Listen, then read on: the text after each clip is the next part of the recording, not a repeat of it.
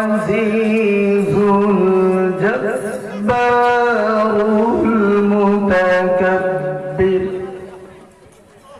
سبحان الله عما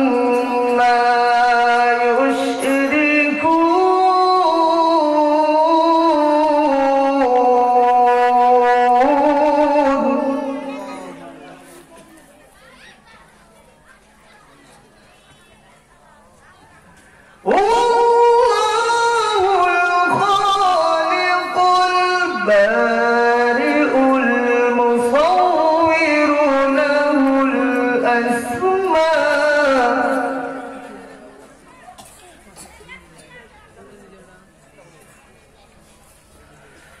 هو الله الخالق البارئ المصور له الأسماء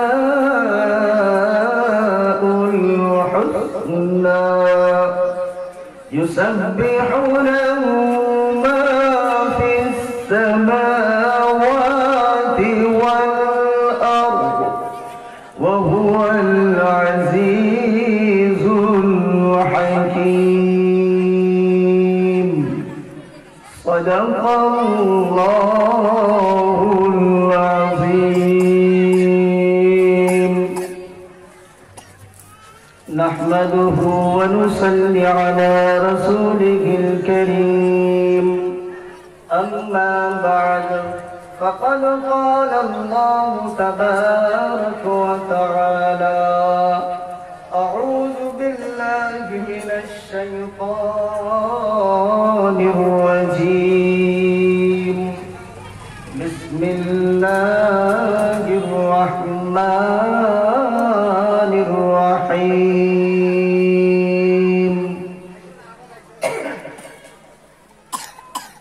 قد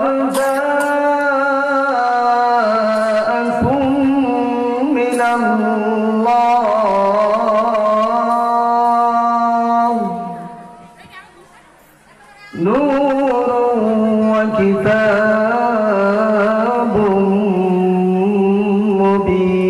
مبين وقال النبي صلى الله عليه وسلم خيركم من تعلم القرآن وعلمه وقال تعالى إن الله وملائكته يصلون على النبي يا أيها الذين آمنوا صلوا عليه وسلموا تسليما সবাই মুহাব্বতের কণ্ঠে দরুদ ইব্রাহিম পড়ি আল্লাহুম্মা সাল্লি আলা মুহাম্মাদিন ওয়া আলা আলি মুহাম্মাদ কামা সাল্লাইতা আলা ইব্রাহিম ওয়া আলা আলি ইব্রাহিম ইন্নাকা হামিদুম মাজিদ আল্লাহুম্মা বারিক আলা محمد وعلى آل محمد كما باركت على إبراهيم وعلى آل إبراهيم إنك حميد مجيد মরে যাওয়ার সময় হলে কাটলে জারের বাস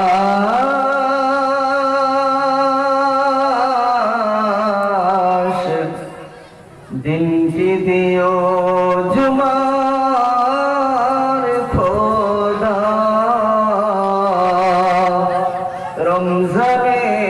রমজানের দিও মা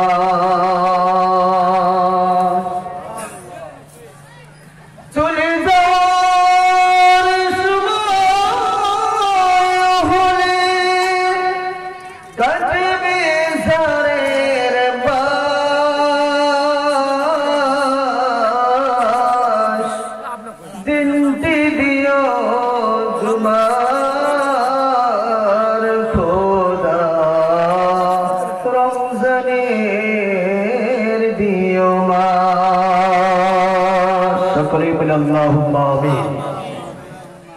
ইরাদা যেন আমরা কমপক্ষে করি, কখন আমিন বলতে হয় অন্তত এটাও চিন্তা ভাবনা করে শুনি। এটা একটা দোয়া হচ্ছে, আল্লাহ পাক আপনার আমার মরণটা যেন, দিনটা যেন জুমার দিন হয় আর মাসটা যেন রমজানের হয়। সকলেই বলে আল্লাহুম্মা আমিন। এটাই কবি নকল করছেন। মরে যাওয়ার সময় হলে কাটবে ঝাড়ের বাস, দিনটি দিও জুমার খোদা, রমজানের দিও মা। কাপড়ের কাপড় কাটবে যখন, করবে গরম পানি, পাপীর কানে শোনাইও খোদা, শুধু তোমার মধুর বাণী। পরের হাতে হবে গোসল, এ হাত সেই দিন চলবে না, সেদিন সবাই বলবে আমার কথা, শুধু আমি কথা বলবো না। সবাই বলি আল্লাহুম্মা সাল্লি আলা সাইয়্যিদিনা মাওলানা মুহাম্মদ ওয়া আলা আলি সাইয়্যিদিনা মাওলানা মুহাম্মদ। এ খুদা अगर तू करम करे ज़ुबां पे बात ऐसी दे जो दिल पे असर करे। सबाई बड़ी बलगल उला बिकमालिही कशफल तुझा बिजमालिही हसनत जमीउ खिसालिही सल्लु अलैहि व आलिहि। সকলে বলি সাল্লাল্লাহু আলাইহি ওয়াসাল্লাম। সাল্লাল্লাহু আলাইহি ওয়াসাল্লাম। এই দরুদ পাঠ করলাম কার উপরে? আওয়াজ হয় কার উপরে? নবী পাক সাল্লাল্লাহু আলাইহি ওয়াসাল্লামের উপরে। আমরা নবী পাক সাল্লাল্লাহু আলাইহি ওয়াসাল্লামকে ভালোবাসি দিল থেকে। আওয়াজ নেই, সবাই ভালোবাসি তো ইনশাআল্লাহ? তা ভালোবাসা কার নাম? যার কথা মানা হয় তারই নাম তো নাকি? যে মানুষটাকে ভালোবাসবো তার দিকে তাকিয়ে থাকি, কখন কি বলবে বলার আগেই মানার চেষ্টা করি। করি কি করি না বলেন? তাহলে মায়ার নবীর উম্মত হিসাবে আমরা কারা কারা দিল থেকে ভালোবাসি হাত উঁচু করে দেখাই, মাশাআল্লাহ হাত নামাই। তাহলে ওই মায়ার নবী জানিয়েছেন, আমার এই জান্নাতের বাগানটা যদি আমার মাননেওয়ালা উম্মত যদি আপনারা হতে চান, ফাঁকা জায়গাগুলো তাড়াতাড়ি মিলে মিলে পূরণ করিয়ে দেখিয়ে দেন। সত্যিকারে ভালোবাসা নবীর প্রেম কার ভিতরে আছে একটুখানি দেখিয়ে দেন। আর কার প্রেমের ভিতরে, ভালোবাসার ভিতরে ভেজাল লুকিয়ে আছে প্রমাণটা করিয়ে দেখিয়ে দেন যে আসলে আমি হাত তুলেছি নবী সাল্লাল্লাহু আলাইহি ওয়াসাল্লামকে দিল থেকে ভালোবাসি। নাউজুবিল্লাহ। তাই একটুখানি চলে আসি, তাড়াতাড়ি চলে আসি, এগিয়ে আসি। ভালোবাসা দিব কাকে? কাকে ভালোবাসবো? সেই ভালোবাসার নমুনা। তাড়াতাড়ি চলে আসি, তাড়াতাড়ি পিছনে যারা আছি। আমি একটা গজল বলবো, গজল বলার সাথে সাথে যেন ফাঁকা জায়গাটা পূরণ হয়ে যায়। নবী প্রেমিকের দলেরা পিছিয়ে থাকতে পারে না। মন যদি দিতে হয় একমাত্র নবীকে দিব, অন্য কাউকে দিব না। গজল বলার সাথে সাথে যেন ফাঁকা জায়গাটা পূরণ হয়ে যায় আশা করি ইনশাআল্লাহ। আর গজলটা আমার সাথে সাথে সবাই পড়ার চেষ্টা করবেন। সবাই বলি, মন যদি দিতে হয় নবীকে দিব। কাকে দিব বলেন? আওয়াজ নেই কাকে? পিছিয়ে থেকে নবীর মন দিব। নবী বলছেন এগিয়ে আসো, নবীর কথা মানছি না মনটা দিব কে করে? এ তো বাটপারি ছাড়া কিছুই নয়। যারা পিছিয়ে আছি দুহাত করে বলছি নবীর ভালোবাসা এগিয়ে আসুন, আল্লাহ কবুল করবেন। নবী যদি ভালো না বাসেন, সুপারিশ না করেন, সব বৃথায় চলে যাবে। এখানে মানুষের কথা মানতে বলছি না, আমার কথাও নয়। নবীর প্রেম ভালোবাসা অন্তরে নিয়ে গিয়ে আসুন, তাড়াতাড়ি আসুন। মন যদি দিতে হয় নবীকে দিও, আহা ভালো যদি বাসতে হয় নবীকে বাসো, আহা মন যদি দিতে হয় নবীকে দিও, আহা ভালো যদি বাসতে হয় নবীকে বাসো। তোমার কষ্ট যত না যিনি সইতে পারে না, তোমার কষ্ট যত না যিনি সইতে পারে না, আহা ওই নবীর মোহাম্মতে দরুদ পড়িও। মন যদি দিতে হয় নবীকে দিও। আমার সাথে পড়ি সবাই, মন যদি জোরছে, মন যদি দিতে হয় নবীকে দিও, আহা ভালো যদি বাসতে হয় নবীকে বাসো।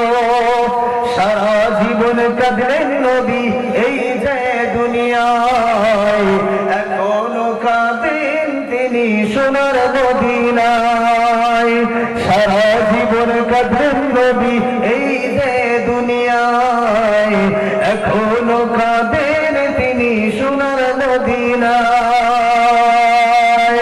জানের চেয়ে বেশি তাকে, প্রাণের চেয়ে বেশি তাকে ভালোবাসিও।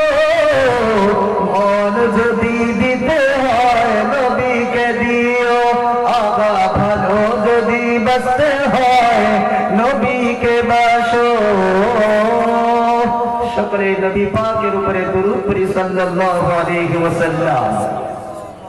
সমস্ত প্রশংসা, সমস্ত তারিফ, গুণগান, হামদ সিফাত সেই মহান আল্লাহ পাকের দরবারে, যে আল্লাহ তাবারক ওয়া তাআলা আমাদেরকে বিভিন্ন মায়ের সন্তানকে একত্রিত করে, যে আল্লাহ তাবারক ওয়া তাআলা আমাদেরকে ভালোবেসে মহব্বত করে ইমানদারের ঘরে পাঠিয়েছেন। জোরে বলুন ঠিক কিনা? শুধু তাই নয়, শ্রেষ্ঠ নবীর উম্মত করে পাঠিয়েছেন। পাঠান নাই? শ্রেষ্ঠ নবীর শ্রেষ্ঠ উম্মত করে পাঠিয়েছেন। তাতে কি লাভ হয়েছে জানেন? তাতে লাভ হয়েছে জাহান্নামের আগুন থেকে বাঁচিয়েছেন, দুনিয়ার আগুন থেকে বাঁচিয়েছেন, জাহান্নামের আগুন থেকে বাঁচার জন্য সুবর্ণ সুযোগ দিয়েছেন। জানেন নাই? একটুখানি চোখ দুটো বন্ধ করে ভাবি, এই পৃথিবীতে আমাদের চোখের সামনে বহু মানুষকে মরার সাথে সাথেই আগুন ধরিয়ে পড়া হয়। হয় কি হয় না বলেন? আমাদের কি দুনিয়াতে আগুন ধরিয়ে দেওয়া হয়? আল্লাহ পাক যদি আমাদেরকে ইমানদারের ঘরে না পাঠাইতেন, অন্য কোন জাতির ঘরে পাঠাইতেন, দুনিয়াতেই আমার মুখে আগুন ধরিয়ে দিত আপন মানুষেরা। ঠিক কিনা বলেন? ইমানদারের ঘরে পাঠিয়েছেন, যার কারণে দুনিয়ার আগুন থেকে বাঁচিয়েছেন, আর আখিরাতের আগুন থেকে বেঁচে থাকার জন্য যথেষ্ট সময় এবং সুযোগ দিয়েছেন। এই রকম দয়ালু যিনি দাতা, তিনি হলেন আমার, আওয়াজ নেই, তিনি হলেন আমার, আরো জোরসে বলি, তিনি হলেন আমার। যে আল্লাহর কাছে যেতেই হবে, যাব না বলা, আওয়াজ নেই, যাব না বলা যাবে না। আমি আমার সময় মতো যাব, যাব না, সবে তো 18 বছর বয়স, এখনো বিয়েই করি না, প্রেম ভালোবাসা বহু বাকি আছে।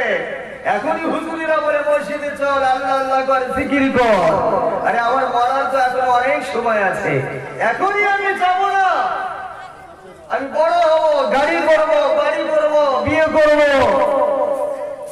সব কিছু দুনিয়াটাকে সাজিয়ে গুটিয়ে সব কিছু করব। যখন বুড়ো হয়ে যাব তারপরে যাব। এই সুযোগ পৃথিবীর কোন বাহাদুর আজ পর্যন্ত পায় না, আর ভবিষ্যতেও পাবে। আওয়াজ নেই, পাবে।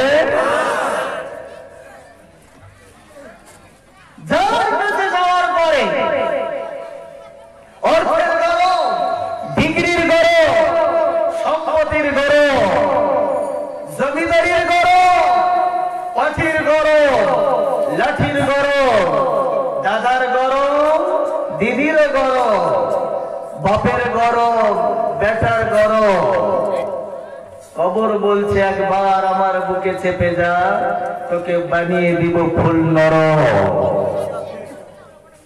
নরম হলে পাবি রেহাই, আর গরম হয়ে আসলে শুধু পাবি পিটাই আর ছাটাই। আরে কোন দলে থাকতে চাই, নরমের দলে না গরমের দলে? আওয়াজই নেই। কোন দলে থাকতে চাই? নরমের দলে কারা কারা দুহাত উঁচু করে দেখায় মাশাআল্লাহ, নারে তাকবীর, আর জোরসে বলি নারে তাকবীর। আর সেই মনিবের নিকটে শুকরিয়া জ্ঞাপন করি সমবেত কণ্ঠে, আলহামদুলিল্লাহি রাব্বিল আলামিন। এই হলো আওয়াজ, আলহামদুলিল্লাহ। ঠিক, আল্লাহর প্রশংসা করতে কষ্ট লাগে? আওয়াজ নেই, কষ্ট হয়? এত আসতে গেল আল্লাহর শুকরিয়া। পার্টির কোন মিছিলে যদি বাইর হয়, 4000, 2000, 500 লোক যদি হয়, এরারিক করে বাইর হয় রাস্তায়, এত জোরে চিল্লাবি, এলাকার মানুষ যেন বুঝতে পারে এ দলের মানুষ 500 জন নয়, অন্তত 5 থেকে 10,000 মানুষ বেরিয়েছে। আর ভোটে জিতে গেলে কিছু গম পাবো, আটা পাবো, বাড়ি পাবো, গাড়ি পাবো, এগুলো নানা ধরনের চিন্তা ভাবনা নিয়ে তার স্লোগান দিতে দিতে গলাটা ফাটিয়ে ফেলে। বলেছি বলেন। আর আল্লাহর প্রশংসার বেলায় আওয়াজ জবান দিয়ে বাহির হয় না, বাহির হয় না। মুসলমান কোন পথে নেমেছি? যে পঞ্চায়েতের জন্য, যে এমএলএর জন্য করা চেঁচিয়ে ফাটিয়ে ফেলছি, জিতার পরে আমার ঘরের লিস্টে নাম থাকবে কি থাকবে না সেটাও জানি না, আমাকে চিনবে কি চিনবে না সেটাও জানি না। মানলাম যদিও একটা ঘর দেয়, কয় হাত ঘর হবে? আওয়াজ নেই, কয় হাত ঘর? 10 হাত, 20 হাত, 100 হাত মানলাম। বড় আপনাকে ভালো লাগে, বিশাল ঘর দিয়েছে। কিন্তু আল্লাহ বলছেন আমার প্রশংসা করলে কত বড় ঘর দিব জানো? আল্লাহর প্রশংসা করলে কত বড় ফায়দা।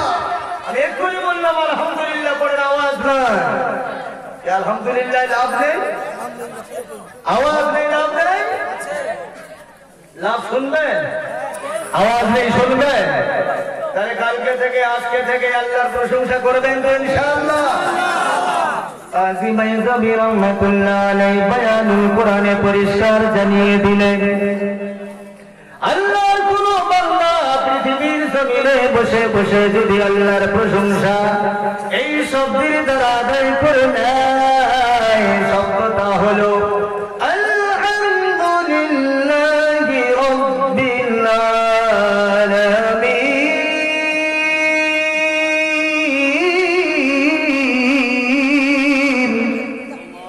এই শব্দের দ্বারাই কোন বান্দা যদি আল্লাহর প্রশংসা আদায় করে নেয়, দুইটা জিনিস সে সাবিত করে চলে যায়। এক নম্বর হলো আল্লাহর ওয়াহদানিয়তকে সে স্বীকার করে চলে যায়। দ্বিতীয় নম্বর হলো আল্লাহ ছাড়া কারো সামনে মাথা নত করা যাবে না। আল্লাহ ছাড়া গাছের গোড়ায় সিজদা করা যাবে না, আল্লাহকে ছেড়ে দিয়ে মানুষকে পূজা করা যাবে না, আল্লাহকে ছেড়ে দিয়ে মাজারে গিয়ে সিজদা করা যাবে না। এই দুইটা জিনিস কেউ যদি সাবিত করে মরে যায়, আমার আল্লাহ জানিয়ে দিলেন আমি আল্লাহ খুশি হয়ে তাকে একটা পুরস্কার দিব। আর পুরস্কার নয়, ওই পুরস্কার হলো বিনা হিসাবে জান্নাত। তাই আল্লাহ প্রশংসা করবো তো ইনশাআল্লাহ, আওয়াজ নেই করবো তো ইনশাআল্লাহ। ভাষায় স্বীকার করি আলহামদুলিল্লাহি রাব্বিল আলামিন। জোরে বলি আলহামদুলিল্লাহ। এবার প্রিয় নবীর শানে সকলেই দরুদ ও সালাম পড়ি সাল্লাল্লাহু আলাইহি ওয়াসাল্লাম। পিছনের বন্ধুরা নবীর উপরে দরুদটা আসতে হয়ে গেল, ভালোবাসা তো কম কেন? নবী আমাদের জন্য কত কিছু করেছেন জানেন? আমরা শ্রেষ্ঠ নবীর উম্মত হতে পেরে বিশাল বড় আনন্দ হওয়ার দরকার।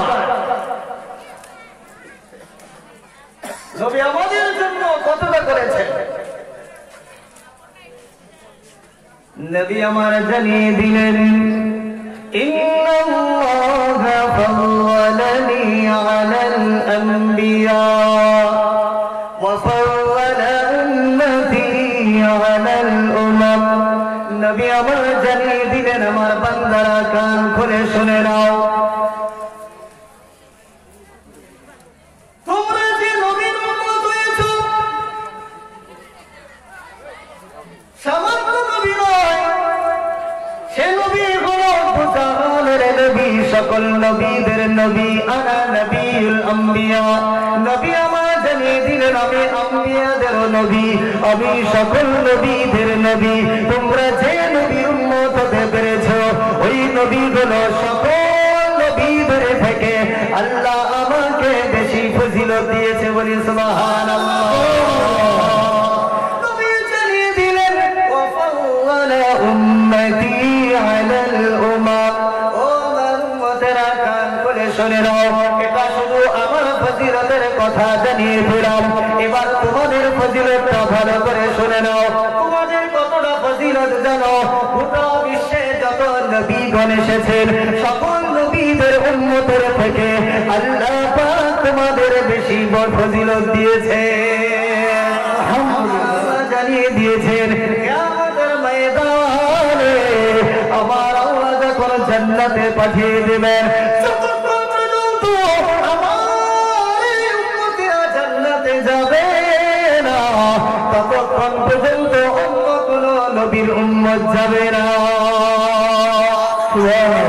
জানিয়ে দিলেন ফুলসিরাতের ধারে যখন মানুষ দাঁড়িয়ে যাবে, সবাই নফসি নফসি করবে আর মনে মনে বলবে আল্লাহ আমাকে আগে পার করিয়ে জান্নাতি বানিয়ে দাও। সকল নবীর উম্মতেরা বলবে কিন্তু বলে রেখে দাও আমার উম্মতকে যতক্ষণ ফুলসিরাত পার করা হবে না, অন্য কোন নবীর উম্মত চান্স পাবে না।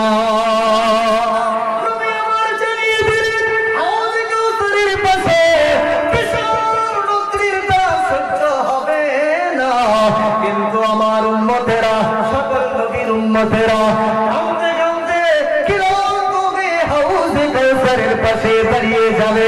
আমার আল্লাহ আমার এই জামানার উম্মতকে যতক্ষণ পানি পান করাবে না, অন্য কোনো উম্মতকে পানি দেওয়া হবে না। ছেড়ে বলি সুবহানাল্লাহ। জানিয়ে দিলেন ইন্নাল্লাহ ফাওয়ালানি আলাল আম্বিয়া ওয়া ফাওয়ালা উম্মতি আলাল উমাম। তবে জানিয়ে দিলেন নিশ্চয়ই অবশ্যই গোটা পৃথিবীর সকল নবীদের থেকে আল্লাহ আমাকে বেশি ফজিলত দিয়েছেন, আর সকল উম্মতের থেকে এই উম্মতকে আল্লাহ বড় বানিয়েছেন। জোরে বলি সুবহানাল্লাহ।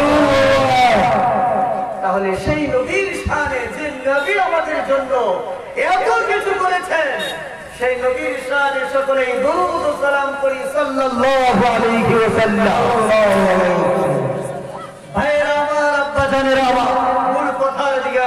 চলে আসি। আজকে আমরা এই জায়গায় জমা হয়েছি বিশাল ঐতিহ্যবাহী আজকের রাহাদিগঞ্জ জামে মসজিদ উন্নতি করবে বাৎসরিক ধর্মীয় জলসা নির্ধারিত নির্বাচিত সম্মানিত মনোনীত সভাপতির সাথে মঞ্চে উপবিষ্ট ওলামায়ে কিরাম, যে সমস্ত ওলামায়ে কিরাম উপস্থিত আছেন, আশা করি সেই সমস্ত ওলামায়ে হযরত আমার থেকে অনেক অনেক সম্মানী জ্ঞানী গুণমানী। তাই আমি তিনাদের খাতিরে জানিয়ে রাখছি আদাব ইহতিরাম তাজিম ও সম্মান।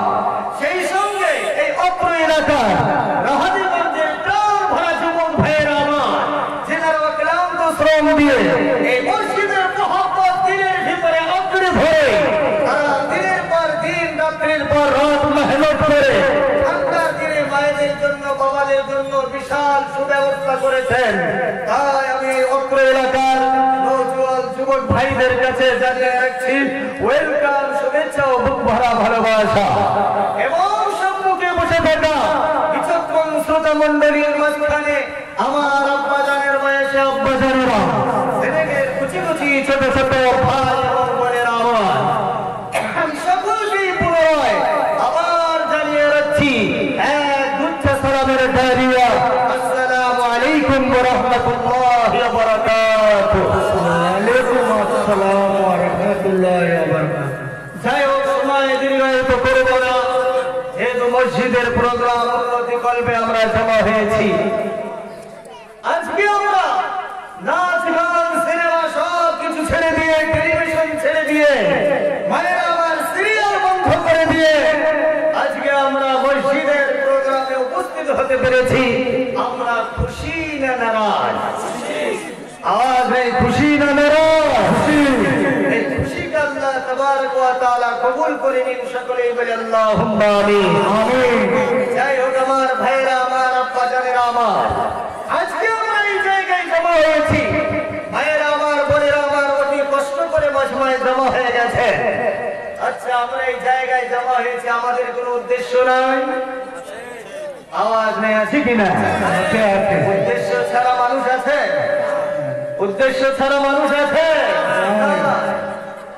কেউ যদি রাস্তা দিয়ে যায়, তাকে জিজ্ঞাসা করবেন ভাই কোথায় যাও? বলে আমি জানি না, ঠিক ঠিকানা না। বলে এক নম্বরের পাগল, কোথায় যাবে জানেই না, ঠিক কিনা বলেন? আমাকে জিজ্ঞাসা করবেন বলবি স্যার কেন এসেছেন? আমি বলবো বক্তৃতা যাইতে, বয়ান করতে এসেছি। আপনাদেরকে জিজ্ঞাসা করি আপনারা এই জায়গায় কেন এসেছেন?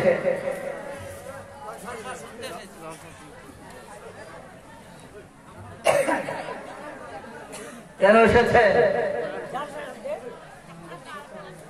জলসা করলেও শোনা যায়।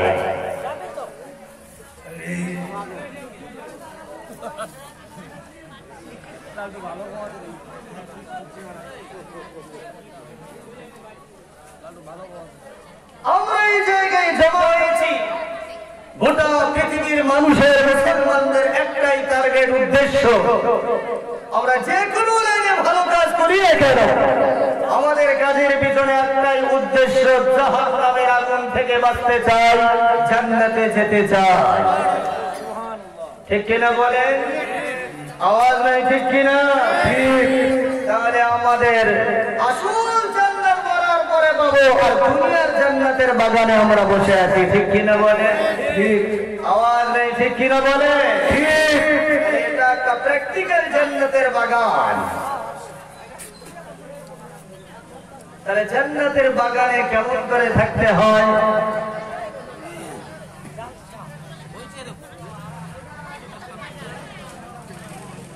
জান্নাতের ভিতরে যাবে কে? পবিত্র যারা, তারাই যাবে। ঠিক কিনা বলেন? আওয়াজ নেই, ঠিক কিনা বলেন? জান্নাতের ময়দান থেকে উঠে বাইরে গিয়ে গুলি লাগানো যাবে বলেন? আওয়াজ নেই, যাবে। জান্নাতের বাগান থেকে উঠে আগামীকালকে সুদের ব্যবসা করা যাবে বলেন? নকল জান্নাত থেকে উঠে যদি আমি বদমাশি করি, আসল জান্নাত আমার নসিবে হবে বলেন? আওয়াজ নেই, হবে বলেন? এই জান্নাতে আমার শিক্ষা নেওয়ার দরকার। মিথ্যা কথা বলা যাবে না, মিথ্যা বললে জান্নাত পাওয়া যাবে না। সুদের ব্যবসা করা যাবে না, সুদের ব্যবসা করলে জান্নাতে যাওয়া যাবে না। ভাইদেরকে বলছি বিপর্যয়ে চলা যাবে না। এই জায়গায় সুন্দর পর্দার আড়ালে বসে আছে, রুমাল দিয়ে আমরা, স্কার্ফ দিয়ে আমরা, বোরকা পরে সেজে গুজে এসেছি। জান্নাতের বাগানে এসে যারা আমরা আড়ায় পর্দায় বসে পড়লাম, কিন্তু বাজারে গিয়ে আর রাস্তায় গিয়ে এক নম্বরের বেহায়া বেনাজা হয়ে গেল। এমনি জান্নাত পাওয়া যাবে বলেন? আওয়াজ নেই পাওয়া যাবে বলেন? জান্নাতে যাও কিন্তু বাবাকে ভাত দিতে পারবো না, জান্নাত পাওয়া যাবে বলেন? জান্নাতে আমি যাব, রাসূলের সুন্নাত আমি মানব না, জান্নাত পাওয়া যাবে বলেন? জান্নাতে আমি যাব, ছেলের বিয়েতে গাড়ি ছাড়া বিয়ে দেব না, জান্নাত পাওয়া যাবে বলেন?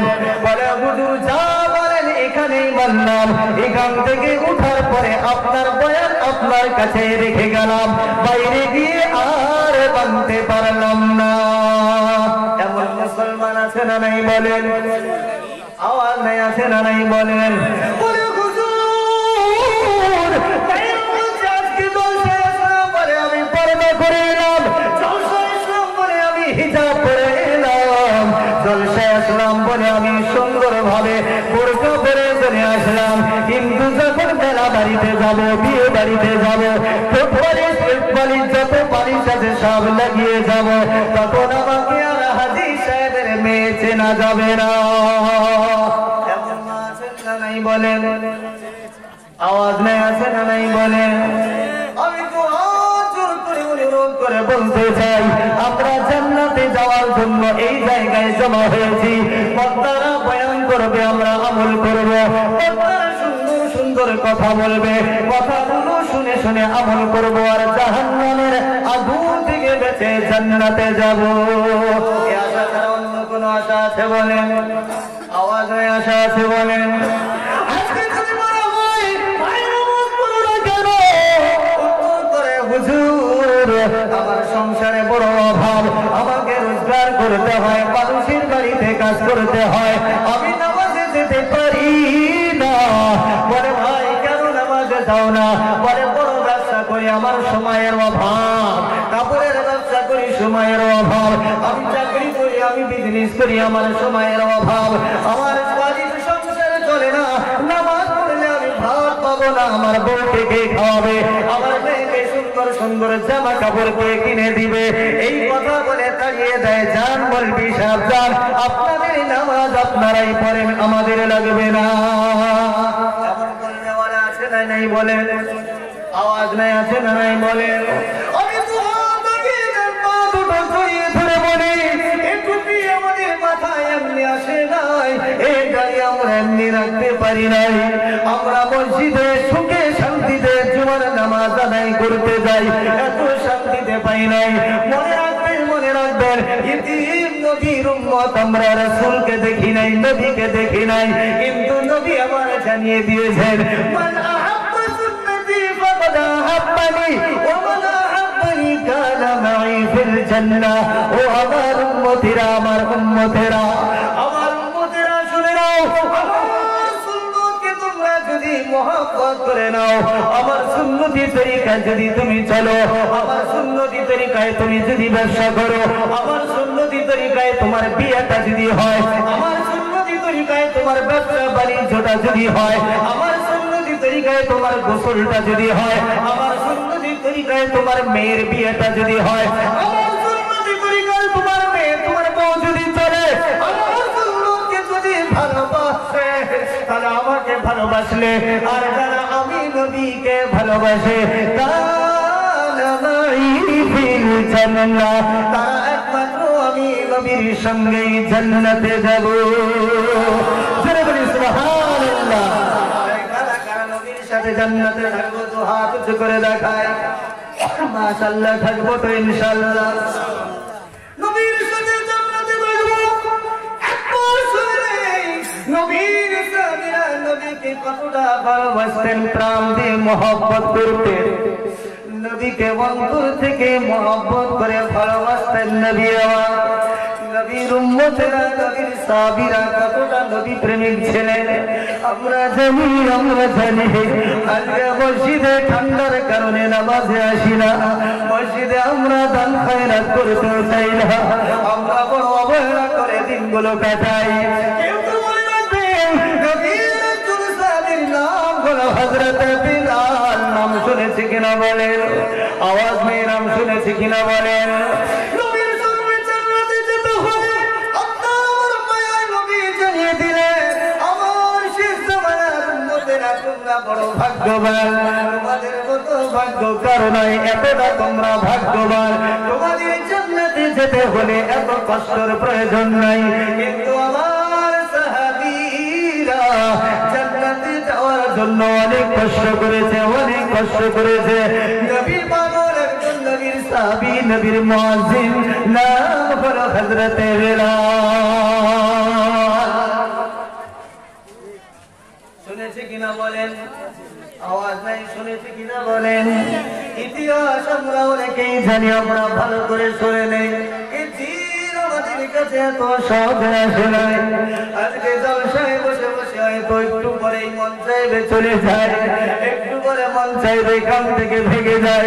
আরে সাহাবায়ে কিরামরা নবীকে একটা বার দেখার জন্য, নবীর একটা হাদিস শোনার জন্য, নবীর হাতে হাতে হাত দিয়ে কালেমা পড়ার জন্য সাহাবায়ে কিরামরা কত কষ্ট করেছেন দেখেন। নাম হলো হযরত বিলাল। বাড়িতে চাকর হিসাবে, গোলাম হিসাবে থাকেন। লম্বা ইতিহাস বললে 3 থেকে 4 ঘন্টা চলে যাবে। এই প্রোগ্রাম আমি অতটা বলতে পারবো না, কিন্তু এতটা অবশ্যই বলবো সাহাবায়ে কিরামরা নবীর ভালোবাসা কেমনে করেছেন, আর আজকে নবীর উম্মত হয়ে আমরা কেমনে ভালোবাসলে জান্নাতে যাব। শোনার জন্য তৈরি আছেন কিনা বলেন? আওয়াজ নেই, আছেন কিনা বলেন? ছিলেন সব থেকে গরিব সাহাবী কে ছিলেন বলেন? সব থেকে গরিব হযরত বিলাল, সব থেকে গরিব সাহাবী। কতটা গরিব জানেন? নিজের লজ্জায় স্থান থাকার মতো সামান্য কাপড় ছিল, মনে করেন একটা লুঙ্গি ছিল, এছাড়া আর কিছুই না। এমন গরিব বর্তমান যুগে আছে? আওয়াজ নিয়ে আছে? আমরা তো বলে আমাদের কিছুই নাই, বড় অভাব। মায়েরা বলে কোন পাগলের সাথে বিয়ে করলাম, ভালো দেখে শাড়িও কিনে দিতে পারে না, আমার সুন্দর সুন্দর হিল জুতো কিনে দিতে পারে না, কটকটি জামা কিনে দিতে পারে না, পাখি জামা দিতে পারে না। অনেক মায়েরা ওই রকম স্বামীর সংসারটাও করে না। আপনাদের এদিকে নাই, রাহাদিগঞ্জে নাই, আমাদের কুচবিহারের মাটিতে অনেক আছে।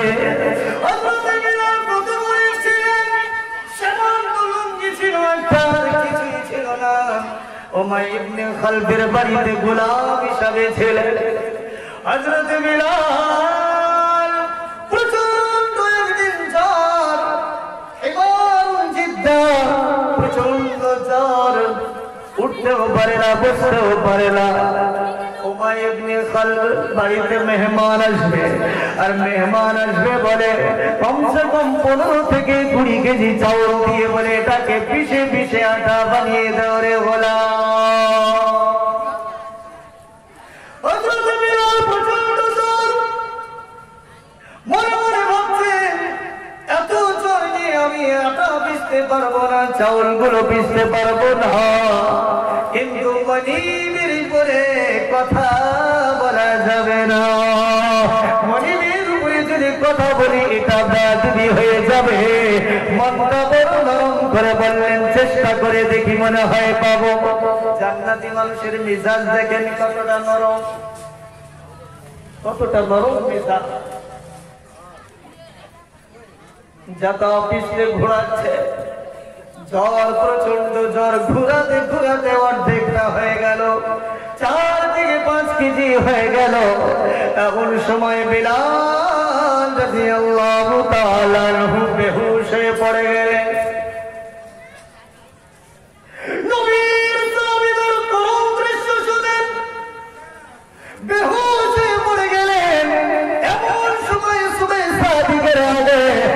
মনিব দরজার সামনে চলে এলো। চলার পরে দরজায় খটখট করে আওয়াজ দিয়ে দরজা খোলা হলো। দেখে বেলাল শুয়ে আছে, গোলাম শুয়ে আছে। আপনার গুলো অর্ধেক হয় নাই, অর্ধেকটাও পূরণ হয় নাই, 4 থেকে 5 কেজি হয়েছে। এমন সময় ডাক দিয়ে বলে, বেলাল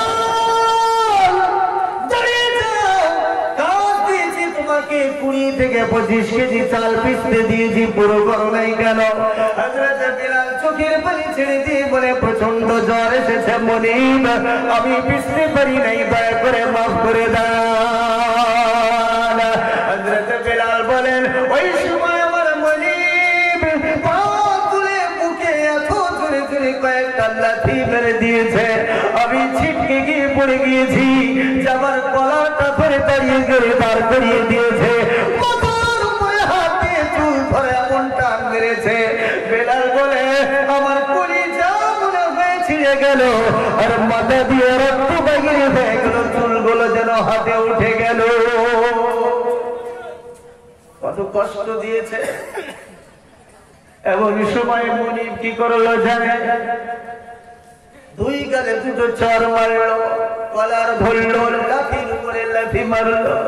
হযরত বিলাল বলেন, ওই লাঠিগুলো এত জোরে বেঈমানের দলেরা আমাকে মেরেছিল, ওই লাঠি মারার ব্যথাটা মরার আগ মুহূর্ত পর্যন্ত ভাসত। কত জোরে লাঠি মারতে। এমন সময় কয়েকদিন হয়ে যায়, বেলালকে খাদ্য দেয় না, ঘর থেকে বাইরে বাইর করে দিল। এমন সময় হযরত বিলাল রাস্তার মোড়ে দাঁড়িয়ে বসে বসে রাস্তার পাশে কান্না করেছে। মানুষ যায় আর জিজ্ঞাসা করে, কাঁদছো কেন? মজা করে আর পালিয়ে যায়। একজন যায়, 2 জন যায়, সবাই যায়, কেউ আর কথাও ভালো করে বলে না, ভালো করে জিজ্ঞাসাও করে না। বারবার বলছে, হতভাগা আমি গোলাম, আমার বাবা গোলাম, আমার দাদাও গোলাম, আমাকে কেউ ভালো করে খোঁজ নেয় না, খবর রাখে না। মক্কার মানুষেরা কি এত নিষ্ঠুর, এত বেঈমান? এমন করে করে মনে করছে আর রাস্তার পাশে কান্না করেছে। হঠাৎ করে কিছুক্ষণ পরে কলিজার টুকরা রাহমাতুল লিল আলামিন ওই বিলালের কাছে এসে গেলে।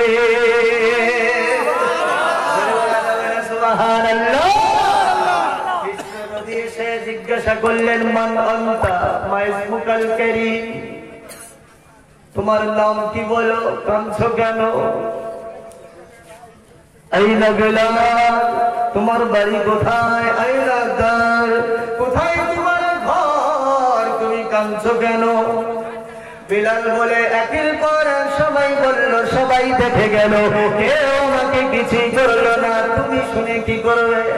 নবীর সাথে তো আর পরিচয় নাই। বেলাল নবীকে চিনেন না, নবী পাক বেলালকে চিনেন না।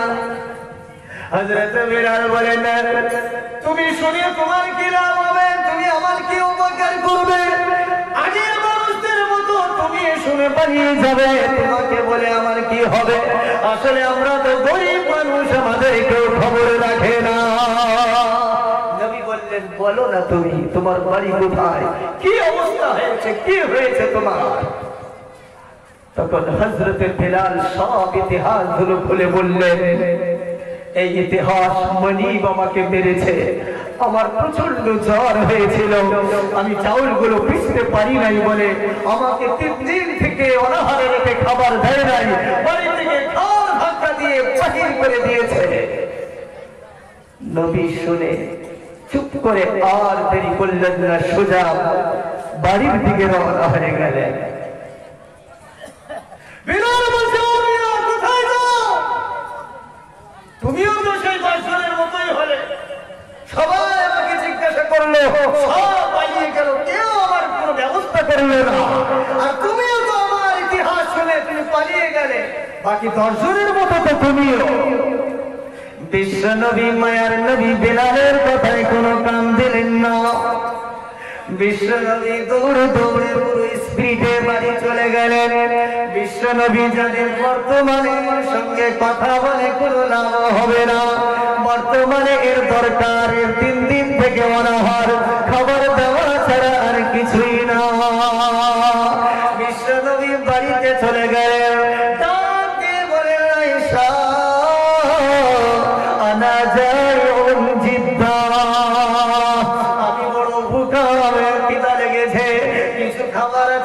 আমার কাছে খাবার দিয়ে দাও। হযরত আম্মা জান আয়েশা সিদ্দিকা রাদিয়াল্লাহু তাআলা বলেন, স্বামী গো, গত কয়েকদিন থেকে বাড়িতে চুলা জ্বলে না, খাবার নেই, বাচ্চাগুলো অনাথায় আছে।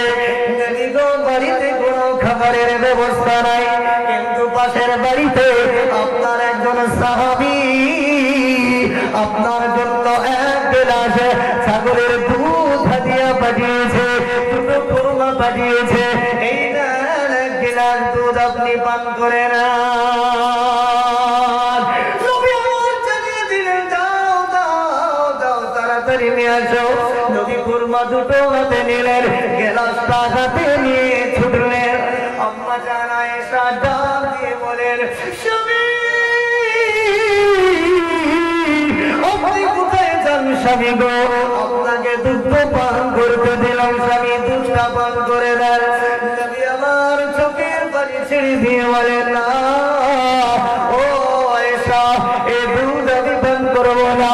একজন গোলামের সঙ্গে রাস্তায় দেখা হলো, রাস্তায় অনাহারে পড়ে আছে, তার মানি বিছাল মারা মেরেছে, তার মুখটা ফাটিয়ে দিয়েছে, মাথাটা ফাটিয়ে দিয়েছে, গোটা শরীরে তার মারির দাগ, 3 দিন থেকে অনাহারে পড়ে আছে। আমি যতক্ষণ পর্যন্ত ওই গোলামকে দুধ পান করাবো না, ততক্ষণ আমি মুহাম্মদ দুধ গালে দিব না।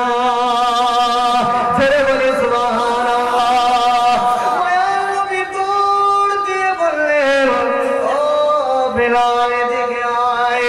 নিজে হাতে দুধ পান করিয়ে দিলেন, খুরমাও খালি খাওয়াইয়া দিলেন। হযরত বিলাল দুধ আর খেজুর খাওয়ার পরে, খুরমা খাওয়ার পরে নিজের শরীরটাকে সুস্থ মনে করলেন। নবী বললেন, চলো এবার চলো, তোমার মনিবের কাছে চলো, আমাকে দেখিয়ে দাও কোথায় আছে, চলো। নবী যখন বললেন, ওই বিলাল বলেন, নবী, বিলাল তো জানে না ইনি হলেন নবী।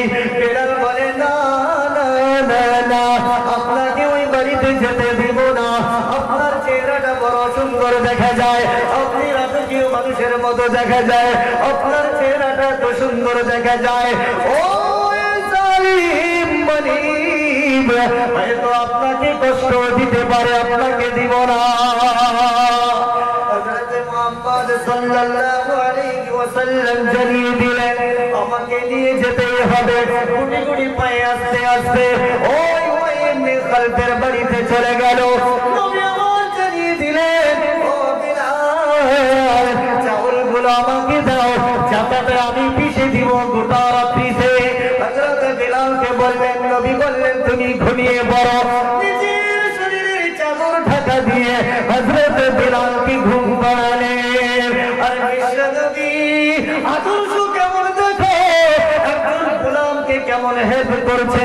সে তো মুসলমান না, সে তো সাহাবী নয়, সে তো কোন ইসলাম ধর্ম গ্রহণ করে না।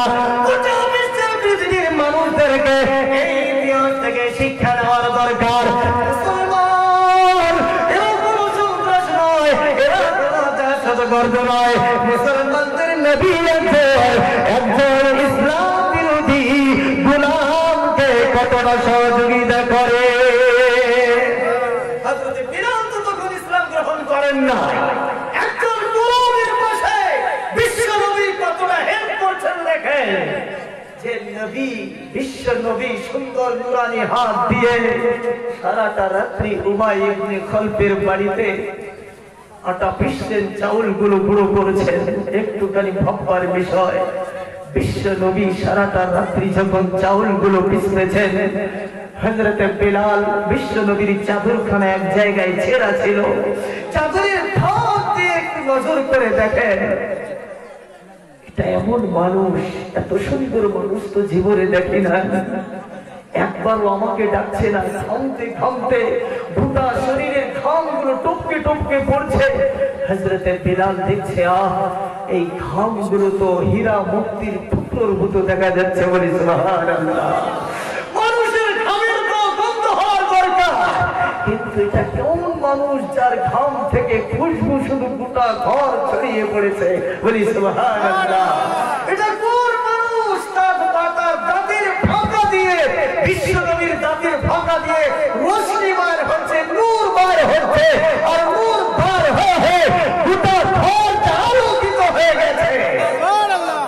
হযরতে বিলাল চাদরের আড়াল দিয়ে দেখছে এটা কোন মানুষ।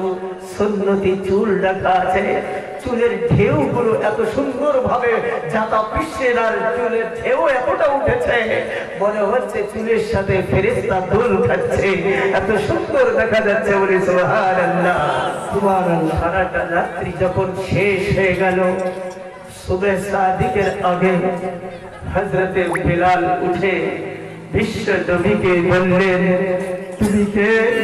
মান আনতা? আপনি কোন মানুষ? আপনার মতো মানুষ তো আজ পর্যন্ত আমি মক্কায় দেখি নাই। আপনার ঘামে এতটা খুশবু পাচ্ছি, এমন গরম দিলওয়ালা মানুষ মক্কা নগরে আজ পর্যন্ত আমি দেখি নাই। আপনার মতো চেহারার সৌন্দর্য আজ পর্যন্ত কাউকে দেখি নাই। আপনাকে দেখে মনে হচ্ছে একজন রান্না মানুষ। গোটা পৃথিবীর মধ্যে আপনি হলে একজন শ্রেষ্ঠ মানুষ হতে পারেন, আপনার মতো কেউ হতে পারে না। এতটা পরে একজন গোলামের আটা পিছতে পিছতে আপনার হাতে ফুসকা পড়ে গেছে, আপনার চোখ দিয়ে আপনার হাত দিয়ে রক্ত বাহির হয়ে চাপাতে লেগে গেছে। একবার আমাকে ডাক দিলেন না, একবার আপনি রাগ হলেন না। বিলাল যখন জিজ্ঞাসা করলেন, রাসূল মুস্কি মুস্কি হাসলেন, আপনার চেহারাতে তো কোনো মন খারাপের ছাপই দেখা গেল না। নবী মুস্কুরাচ্ছেন, নবী হাসতেছেন।